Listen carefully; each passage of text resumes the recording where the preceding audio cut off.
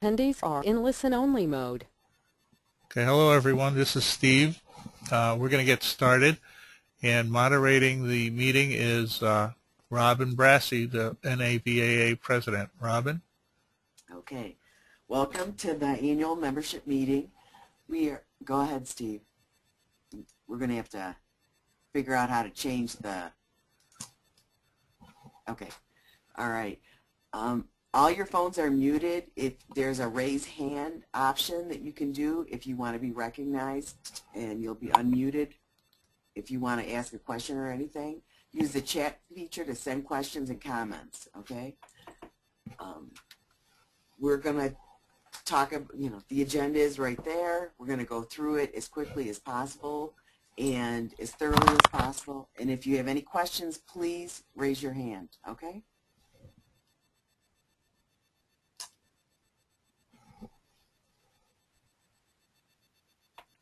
We're having a little technical difficulties. Okay. The officers of the NAVAA board currently are Robin Brassey, president, Kim Spoonhauser, first vice president, and Kim is term limited, so she will not be coming back to the board, and she will be sincerely missed, and she's also getting married, so those are some nice news to hear. Go ahead, Steve. Ellison Syrian Van, oh, I had this right. Syrian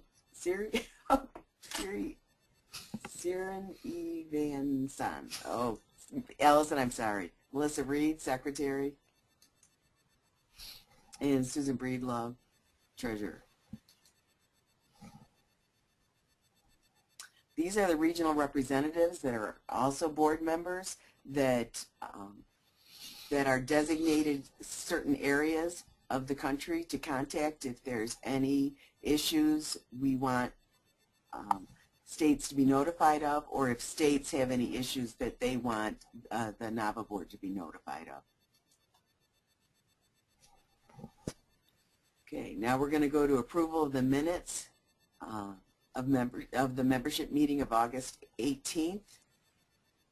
And hopefully you've read the minutes that Steve had attached to the webinar information. So right now we're going to take a quick poll. So select one of the following. Yes, you approve the minutes. No, you don't approve the minutes, or you're abstaining. Okay, if you could do that right now, then we can get a count and then proceed from here.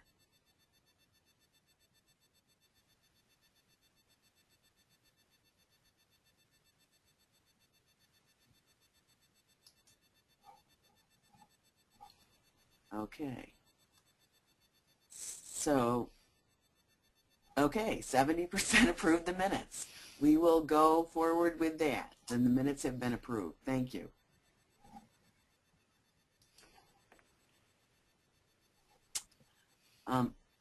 The President's report talks about the membership as of current. We have 46 members instead of the 42 that are listed there. So currently we have 46 members. We're doing pretty well. Steve is doing a wonderful job, and he will.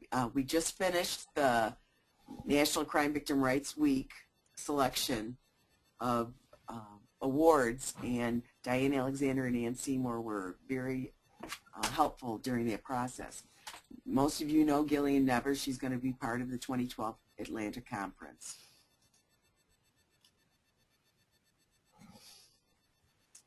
Okay. At this time, we've had the community awareness grants, and that's helped kind of fund and offset some other stuff in our budget. But Suzanne will be talking about that later on in the report.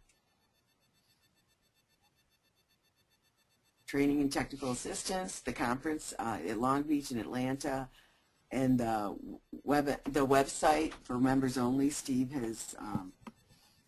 keeps that updated, and the listservs. So people have been using listservs more and more, and I think it's really a good idea. So take advantage of going to the members only portion of the website, and if it really is helpful for people to use the listservs and respond back. A lot of good information is out there. Projects and activities. Steve will be speaking about this at a later time. So, Steve, I'm going to let you go from there on that. Okay. Okay. Does anybody have any questions about the President's report that was also provided to you earlier in the information that Steve sent out? Are there any questions? Okay. We are not seeing any questions. I'm turning it over to Susan Breedlove for the Treasurer's report. Suzanne, sorry. That's okay, Robin. Hi, this is Suzanne. The Treasurer's report, the fiscal year for NAVAA is from January to December, so the report's from January to August 31st. We have revenues of over $500,000. Dues are over $90,000.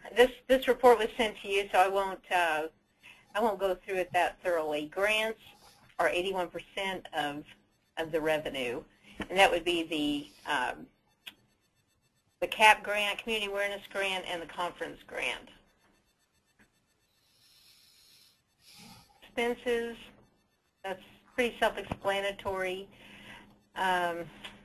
Program expense, that amount is for reimbursement for the community awareness aspect. And we have just the general expenses for the program to operate.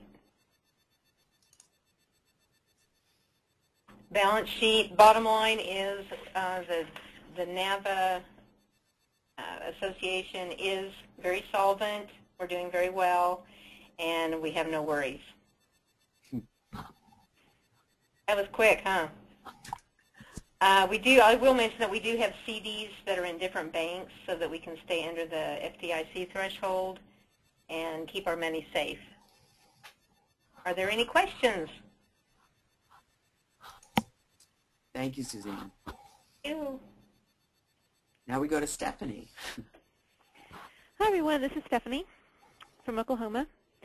And now is time for the voting on the NAVAA board. And just to point out that we have 8 open slots on the NAVAA board this year, and we currently have 9 people in the running. So we actually will have an election this year. Just to let you know that there is 1 vote per state, and you have to be eligible. To be eligible, your state has to be in good running with the NAVAA Association.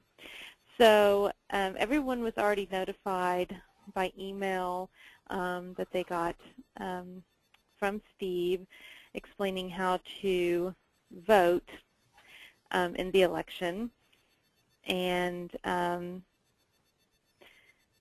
that vote is confidential, and so you'll have an assigned username and password, and I think an example of what that looks like, the voting instructions, this is what that email looked like. So if you don't remember getting it, you might go back and see if something like that looks familiar.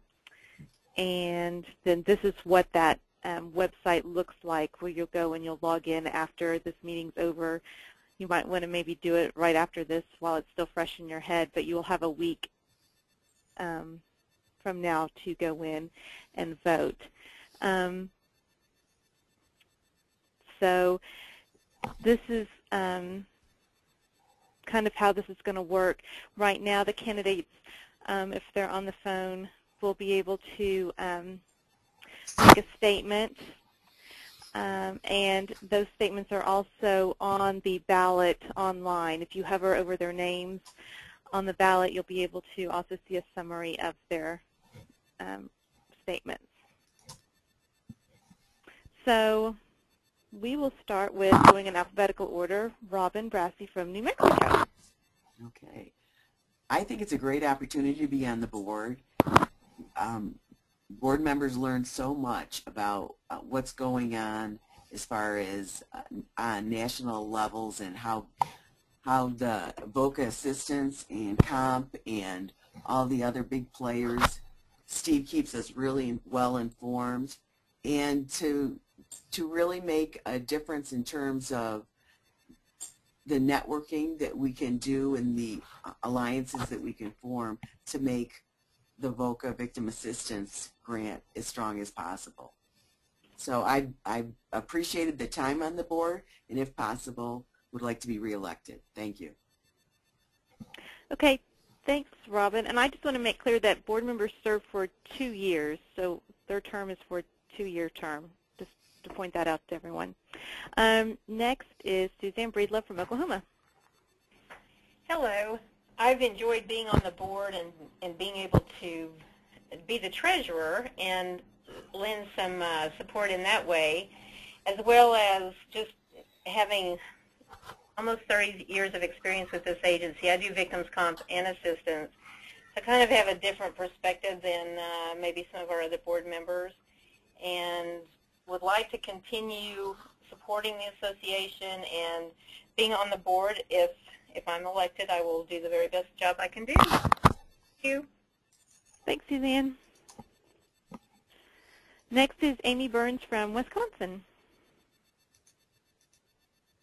I don't know if Amy's on the phone or not. Amy, did you put in a PIN when you signed on? We can't hear her.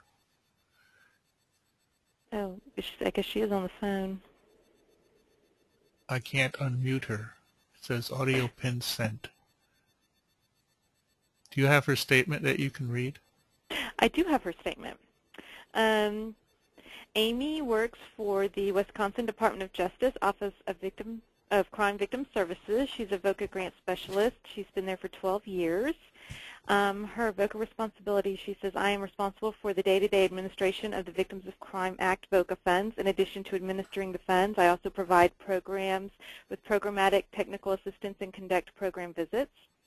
Her other relevant experience or qualifications, she said, prior to administering VOCA funds, I was a VOCA subgrantee. I worked as a coordinator of a sexual assault program for 6 years. And her personal statement, she put, I believe that with my years of experience working with VOCA, that experience would help me with NAVAA to deal with issues impacting VOCA and victim services. I feel my experience as VOCA administrator and as a subgrantee gives me a unique perspective which will be beneficial. Okay. Yeah, we can hear you. Okay, good. Okay, my name's Rob Gallup from Colorado, and I was on the NAVAA board for 13 years, and I want to get back on the board. I enjoy giving technical assistance on audits, accounting systems, even the OMB circulars, and grant writing, strategic planning. And I think I really contributed to the planning and the conferences that we had. And I enjoy answering phone calls from other state administrators on issues that they have in their state and trying to help them. So vote for me. Yeah. Thanks, Rob. Next is Christina Harris from Florida. Hi, I'm Christina Harris, and I'm with the Florida Attorney General's Office. I'm running to continue my role on the board. I started here about 17 years ago as a grant manager, and I worked my way up to the bureau chief over the VOCA assistance funds. I've enjoyed contributing my ideas and information regarding victim services and how we administer funds in Florida, and I would look forward to continuing service on the board, so I would appreciate your vote. Thank you. Thanks, Christina. Next is Melissa Hook from Washington, D.C.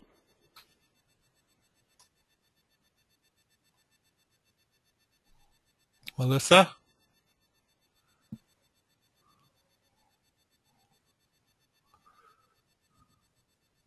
Melissa's she sent me, she can't get the audio part. Okay. I got a question here. Why don't you read her statement? Okay. Melissa works for the Office of Victim Services in the District of Columbia, and she's a director there, and she's been there for 7 years.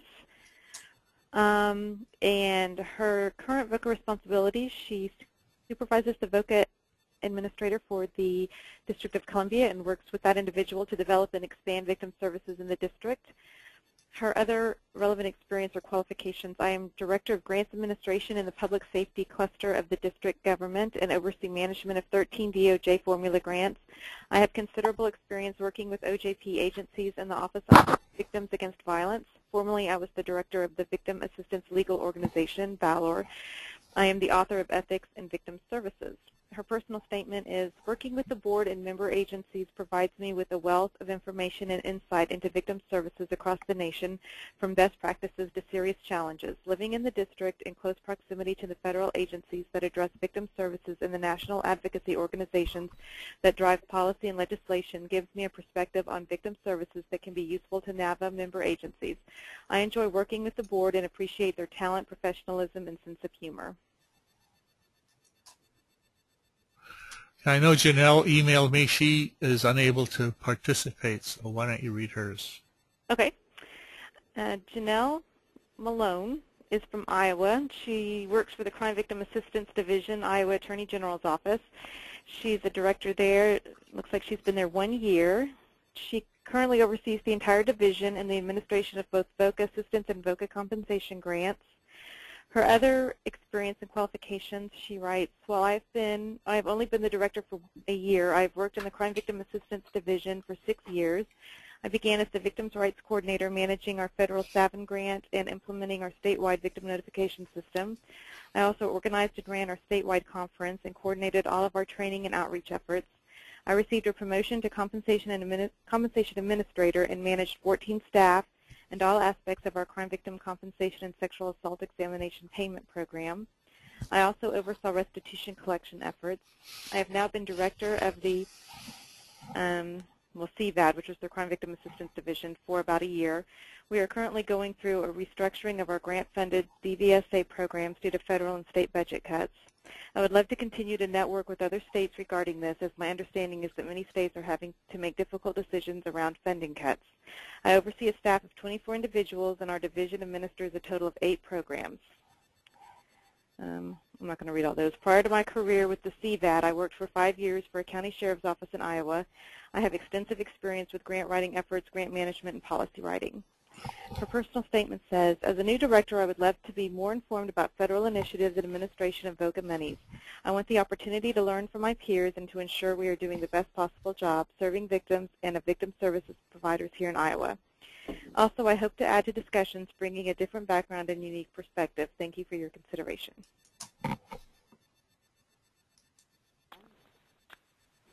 And Hi. next is Leslie. Hi, this is Leslie O'Reilly. Can you hear me? Uh-huh. Okay. Leslie O'Reilly from the state of Michigan. I've been working in the VOCA program since 1989, so 23 years. I served on the first board of NAVAA when the organization was first developed, and would like to continue to serve on the board again. I have a staff of 3 people that work with me to administer the grants in the state of Michigan. I think we have a number of challenges that face us in the next several years, including getting access to, obviously, the Crime Victims Fund monies, but also the OMB circular revisions will impact the way we do our jobs, as well as the revisions to the VOCA regulations. So I look forward to working with you as we face these many challenges over the next several years. Thank you. Thanks, Leslie. And next is Debbie Tanaka from Nevada. Hi, can everyone hear me? Yes, I think so. Oh, great. Okay. Hi, this is Debbie Tanaka from Nevada, and I have worked in the VOCA Victim Assistance Program for the past 7 years. In addition to what I've included in the questionnaire, I was part of the development and implementation of Nevada's online reporting system. And basically what that is an online website where our service providers can report their client utilization. And then also I just wanted to mention that I am actively involved in our ongoing annual on-site monitoring process. And last but not least, I just wanted to say that I am really excited about this opportunity and look forward to the possibility of collaborating with other NAVAA board members in identifying and addressing the diverse challenges we all face throughout our states. Great. Thanks, Debbie.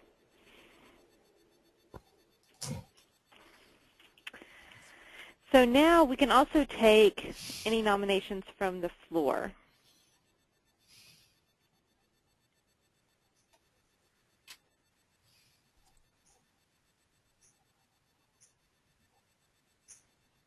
Don't see any. Okay, well, then the nominations from the floor will close.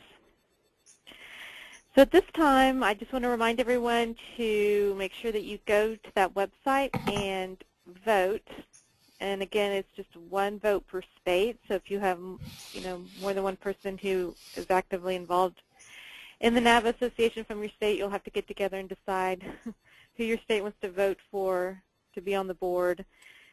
And you have up to next Wednesday to cast your vote. And then you'll get the results sent to you over the NAVAA listserv. So, Thanks, Stephanie. Thanks, Robin. Thanks, Stephanie. I think I may have muted you too soon. This is Steve. I'm just going to go over a couple of other items that I thought you might be interested in. Hopefully we'll have a chance at the conference to have further discussion.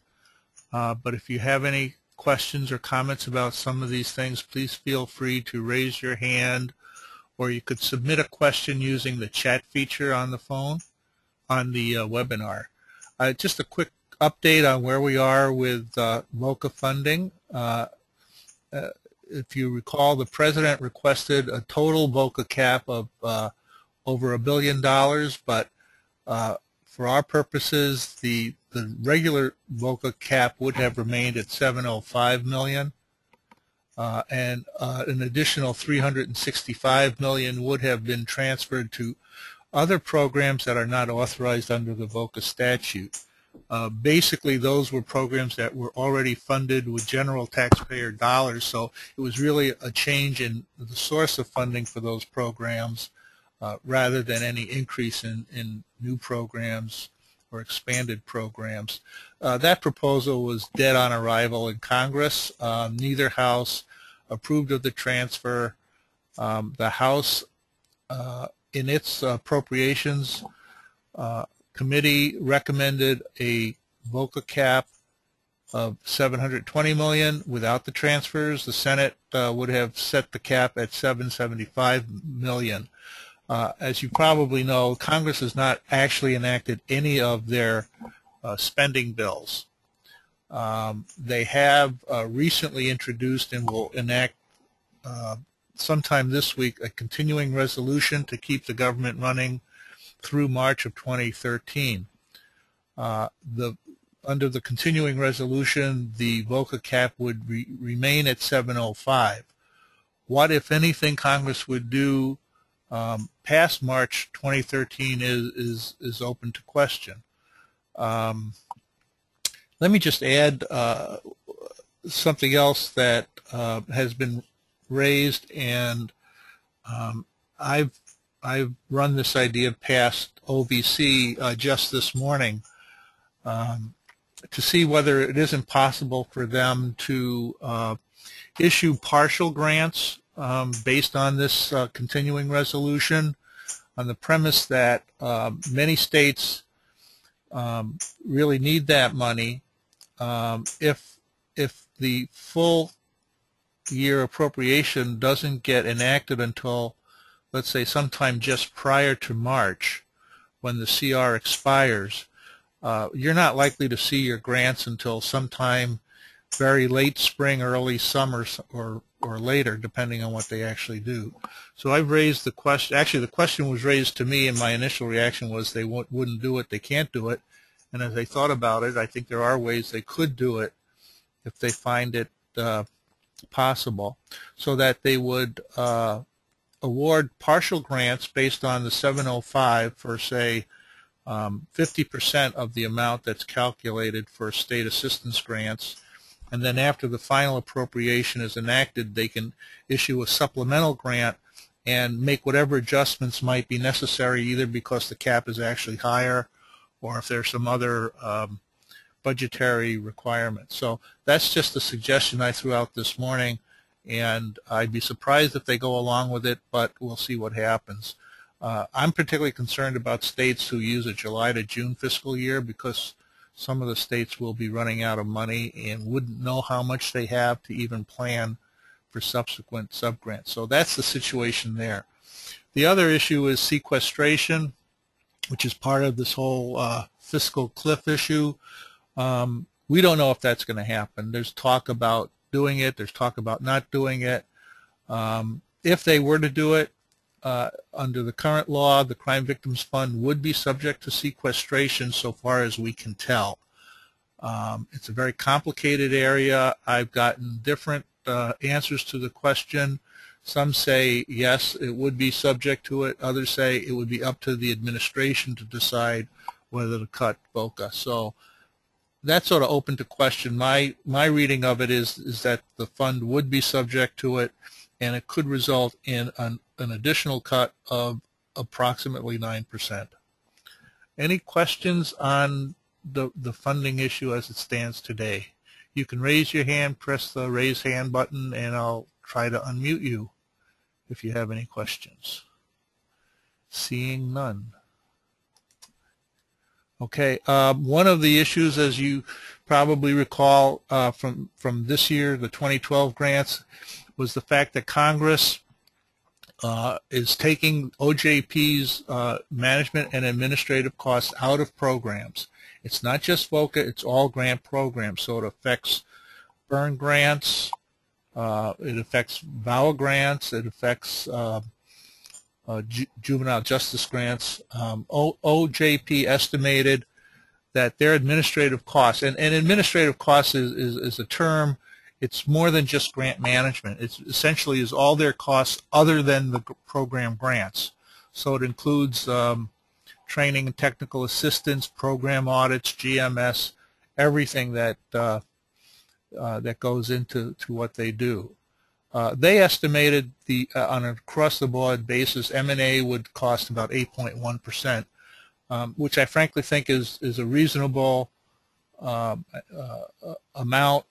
I think they did make a good faith effort to keep it as low as possible. There are a couple of problems with it as it affects us. If you want to get more details, I have a one-pager on this on our website under the VOCA budget page. But basically, they assessed VOCA at $55.6 million. If you applied the 8.1% to the 705 cap, it actually would come to about $57 million. So I didn't bring this mathematical question to their attention because it would only hurt us.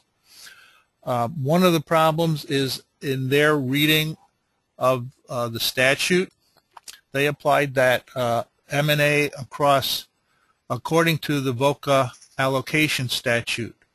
And according to their reading of it, there was no amounts taken from Children's Justice Act, and there were no amounts taken from state crime victim compensation grants.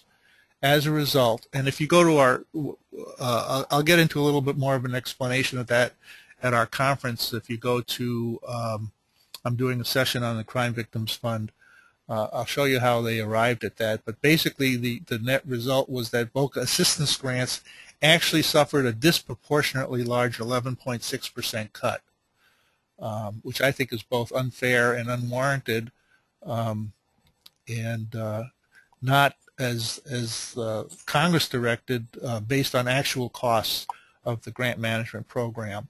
I've made the case I thought it would be more equitable for them to allocate their costs based on the number of grants rather than dollar amounts across all OJP programs, and that they consider formula grants are being less costly for them to administer than competitive grants.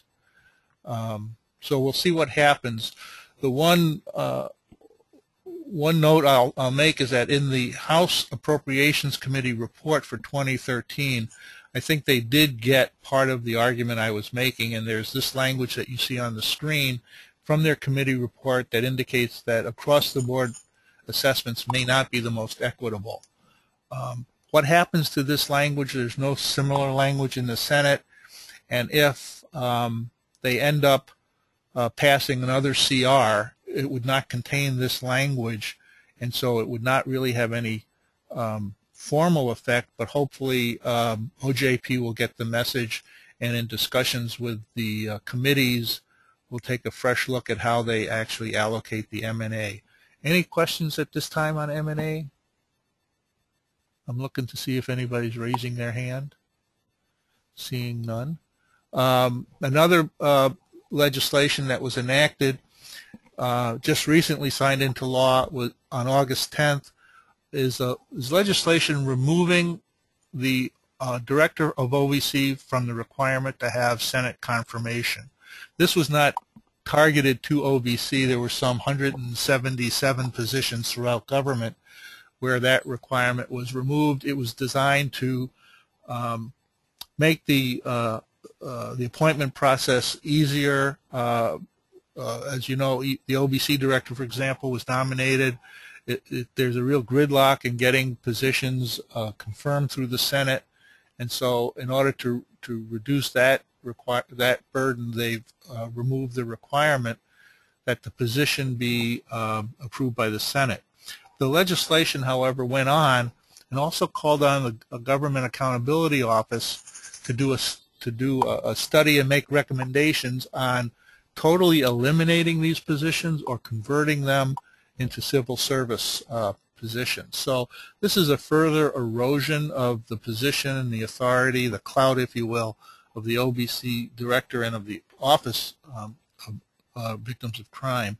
As an organization, we opposed removing Senate confirmation for a number of reasons, but basically we think it diminishes the stature of the office within the Department of Justice. And so I've had a discussion with committee staff who, by the way, told us they heard more opposition to removing the OVC director than for any other position.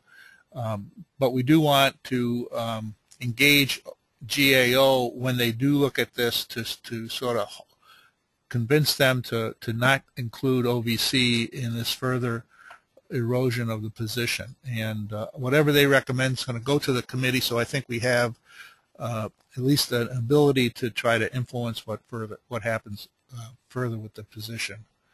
Vision 21, that is due to be released sometime this month. At our conference, Joy will be talking about it. It has not been officially released. It's being reviewed within the department, but they're hopeful they'll be able to officially release it either next week or the week following that. So whatever I say here, please take as a very tentative recommendation, because nothing is firm until it's officially released. But we have had some discussions. Joy has indicated to us some of the elements that they will include in Vision 21. Vision 21 isn't really intended to be, it's more of a proposal with some conceptual ideas in it. There are some specifics that they're going to be talking about, such as increasing the administrative allowance for state assistance and comp grants from 5 to 10%. They're going to create a working group to further explore ways to change the VOCA allocation formula. And they'll be proposing some additional funds for discretionary grants. I'm not sure exactly how, or if they even know exactly how it will work, but there's some talk about having an amount set aside from the fund over and above what we would consider the normal VOCA cap for a separate state discretionary grant that will be awarded on a formula basis. So I'm taking that to mean something akin to what you experienced with the Recovery Act, which was discretionary grants, but it was distributed on a formula basis. Part of the additional amount would be a set aside for Native American programs. That would be administered by OVC as a discretionary grant. They are looking for broader authority for OVC to use the Anti-Terrorism Emergency Reserve, basically broadening the definition of terrorism and mass violence. So, for example, they've had serious impacts in terms of victim services, say, during Hurricane Katrina, where domestic violence programs may be having a hard time, increases in crime, loss of shelters, things like that. So it would not fall within the current definition of anti-terrorism or mass violence, but it would be a broad-based emergency that would allow them to use their money for that purpose. They're looking at enhancing support for state victim alliances, sort of generic alliances, not the specific coalitions that you probably have for domestic violence, sexual assault, but more of a NAVAA type of umbrella group that would advocate for victims' services and issues within their states. And then they're looking to fill a gap right now in the VOCA statute where the states are meant to fund programs, direct services within their states.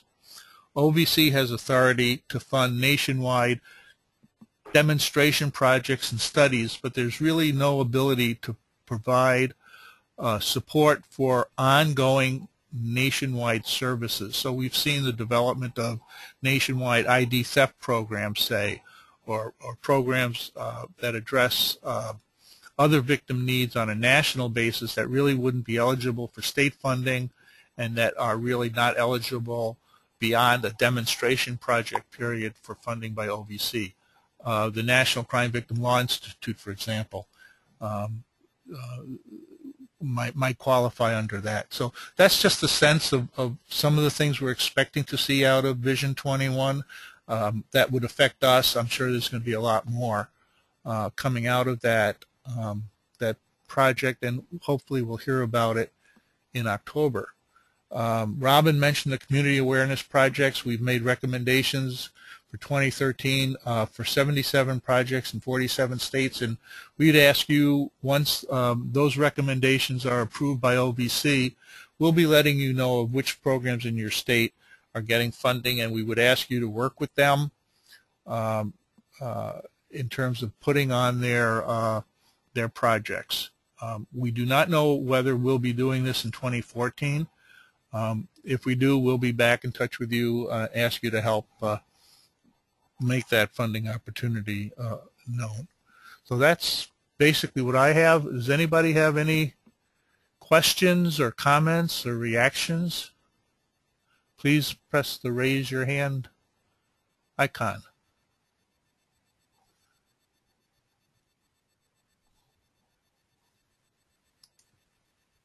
And I don't see anybody raising any questions. Okay. So And Steve, Robin?